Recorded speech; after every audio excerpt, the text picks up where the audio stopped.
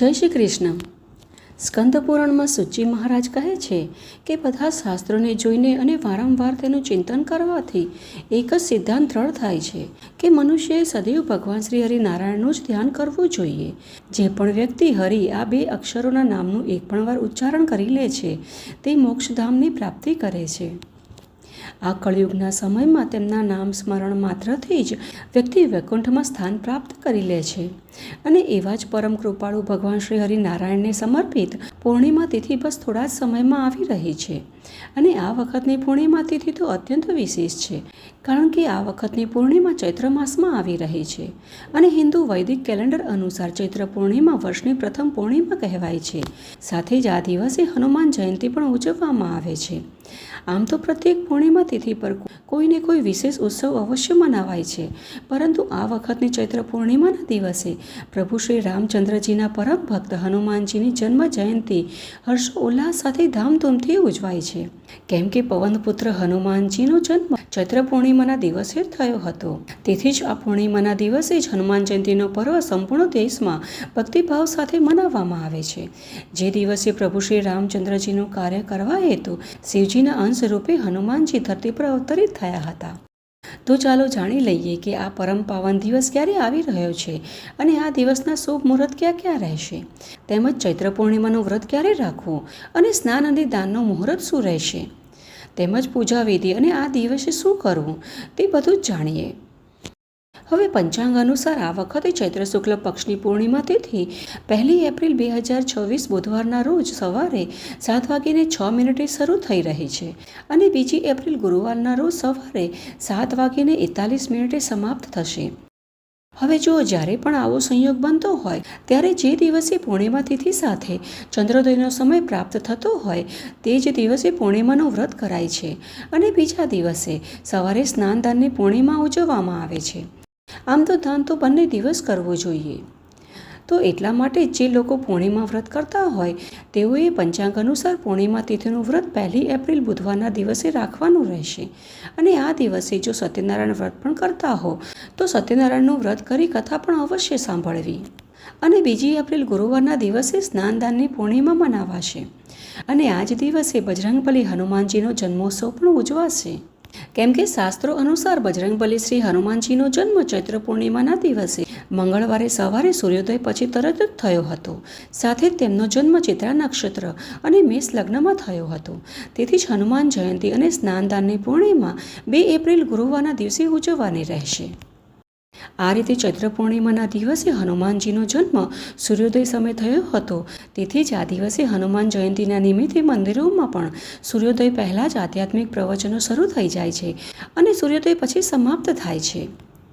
એટલે આ દિવસે આપણે પણ સવારે બ્રહ્મ મુહૂર્તમાં ઉઠી સ્નાન દાન કરીને પ્રભુ શ્રી રામચંદ્રજીની સાથે હનુમાનજીની પણ પૂજા આરાધના કરી તેમના આશીર્વાદ પ્રાપ્ત કરવા જોઈએ અને તેના માટે 2 એપ્રિલ ગુરુવારે બ્રહ્મ મુહૂર્તનો સમય સવારે 4:58 શરૂ થઈને 5:45 વચ્ચેનો રહેશે। જ્યારે પૂર્ણિમા નિમિત્તે સ્નાન દાન વગેરે કરી દાન અવશ્ય કરવું। ત્યાર પછી આ દિવસે પ્રાતઃ સંધ્યા એટલે કે ભગવાનની નિત્ય સેવા પૂજા આરાધના કરવા માટેનો સવારે 5:22 થી 6:31 સુધીનો સમય શુભ રહેશે અને આ દિવસે સૂર્યોદય થશે 6:31। તેથી આ સમય દરમિયાન સૂર્યદેવતાને અર્ધ અવશ્ય અર્પિત કરવું, કેમ કે સૂર્યદેવ હનુમાનજીના ગુરુ હતા, તેમના દ્વારા તેમણે સિદ્ધિઓ પ્રાપ્ત કરી હતી। તેમજ આ દિવસે સૂર્યાસ્તનો સમય રહેશે 6:55 અને આ દિવસે ચંદ્રોદય થશે સાંજે 7:21। તેમજ આ દિવસે સર્વકાર્ય સિદ્ધિ હેતુ સુંદર અભિજીત મુહૂર્તનો સમય બપોરે 12:19 થી 1:08 સુધીનો રહેશે અને સાયન સંધ્યા એટલે કે સાંજની આરતી પૂજા સેવા માટેનો સમય 6:55 થી 8:05 વચ્ચેનો રહેશે અને 1 એપ્રિલ જે દિવસે પૂર્ણિમાનું વ્રત રાખવાનું રહેશે તે દિવસે બ્રહ્મ મુહૂર્તનો સમય સવારે 4:59 થી 5:46 રહેશે। તેથી આ સમય દરમિયાન સ્નાન વગેરે પોતાના નિત્ય કાર્યો કરી પોતાના પૂર્ણિમા વ્રતનો સંકલ્પ કરવો જોઈએ। ત્યાર પછી પ્રાતઃ સંધ્યા માટે ભગવાનની સેવા પૂજા માટે સવારે 5:23 થી 6:32 સમય શુભ રહેશે અને આ દિવસે સૂર્યોદય થશે 6:32, તેમજ સૂર્યાસ્તનો સમય રહેશે સાંજે 6:55।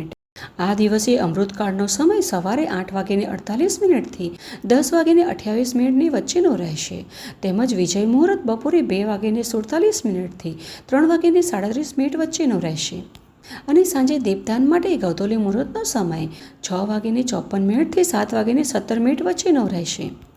ત્યાર પછી સાયન સંધ્યાનો સમય સાંજે 6:55 થી 8:05 રહેશે. સાથે જ આ દિવસે બધા જ કાર્યોમાં સિદ્ધિ પ્રદાન કરનારો સર્વાર્થ સિદ્ધિ યોગ સાંજે 4:17 થી શરૂ થઈને બીજા દિવસે એટલે કે 2 એપ્રિલ ગુરુવારે સવારે 6:31 સુધી રહેશે. તેથી બીજા દિવસે એટલે કે સ્નાનદાનની પૂર્ણિમાના દિવસે પણ આ સમયગાળા દરમિયાન સ્નાન, દાન, પૂજા, જપ, તપ, ધ્યાન માટેનો સમય ખૂબ જ શુભ રહેશે. અને સુંદર રવિયોગ 1 એપ્રિલે સવારે 6:32 થી સાંજે 4:17 સુધી રહેશે. અને આ દિવસે રાહુકાળ બપોરે 12:44 થી 2:16 રહેશે. અને આ દિવસે ચંદ્રોદયનો સમય સાંજે 6:27 રહેશે. જ્યારે તમે ચંદ્રદેવના દર્શન કરી તેમને અર્ધ આપ્યા પછી પોતાનું વ્રત પૂર્ણ કરી શકો છો. તો આ છે આજની અમારી 1 એપ્રિલ પૂર્ણિમાના વ્રત અને 2 એપ્રિલ સ્નાનદાનની પૂર્ણિમા અને હનુમાન જયંતિ દિવસના મુહૂર્તો. આમાં પૂર્ણિમાના દિવસે વ્રત ઉપવાસ રાખી ચંદ્રદેવ, સત્યનારાયણ ભગવાન અને દેવી લક્ષ્મીની પૂજા આરાધના કરી તેમના આશીર્વાદ પ્રાપ્ત કરી શકાશે. તેમજ શાસ્ત્રો અનુસાર બજરંગબલી શ્રી હનુમાનજીનો જન્મ ચૈત્ર પૂર્ણિમાના દિવસે મંગળવારે સવારે સૂર્યોદય સમયે થયો હતો. તેથી તેમની આ સમય દરમિયાન પૂજા આરાધના કરી તેમનો આશીર્વાદ પ્રાપ્ત કરવો જોઈએ. આ દિવસે પૂર્ણિમા વ્રત કરીને રાત્રે ચંદ્ર દર્શન કરી તેમને અર્ધ પ્રદાન કર્યા પછી જ પૂર્ણિમા વ્રતના પારણા કરી શકાય છે.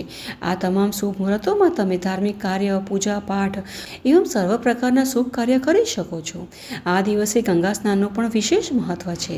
આપણા શાસ્ત્રોમાં ચૈત્ર પૂર્ણિમાના દિવસે પવિત્ર નદીઓમાં સ્નાન કરવાથી સર્વ પાપોનો નાશ થાય છે અને પુણ્યની પ્રાપ્તિ થાય છે.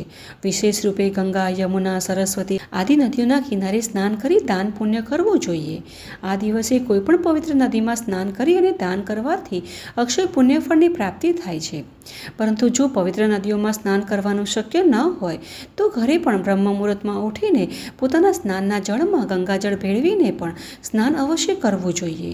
એમ કરવાથી પણ ગંગા સ્નાનનું પુણ્યફળ સ્વતઃ પ્રાપ્ત થઈ જાય છે. આ દિવસે ગરીબો તથા જરૂરતમંદ વ્યક્તિઓને દાન અને ભોજન કરાવવું જોઈએ. હવે જો ધર્મગ્રંથો કહે છે કે ચૈત્ર માસમાં કરેલું જપ, તપ, દાન અને પુણ્ય અન્ય કોઈ પણ મહિના કરતાં ઘણું વધારે ફળ આપનારું છે. અને ચિત્રગુપ્ત જે યમરાજના લેખક છે, જે આપણા સારા અને ખરાબ કર્મોનો હિસાબ રાખે છે, તેમની પણ આ દિવસે આરાધના કરવાથી ભૂતકાળના પાપોમાંથી મુક્તિ મળે છે.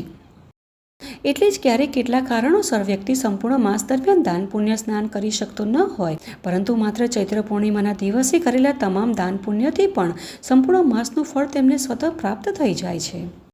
તો આ છે આજની અમારી ચૈત્ર પૂર્ણિમા વિશે સંપૂર્ણ માહિતી અને અમને આશા છે કે આ માહિતી તમને ઉપયોગી નીવડશે.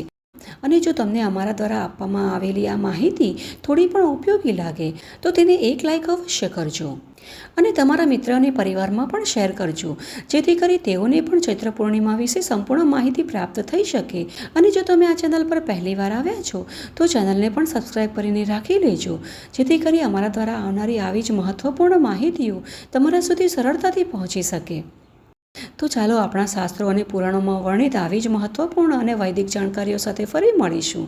જય શ્રી કૃષ્ણ.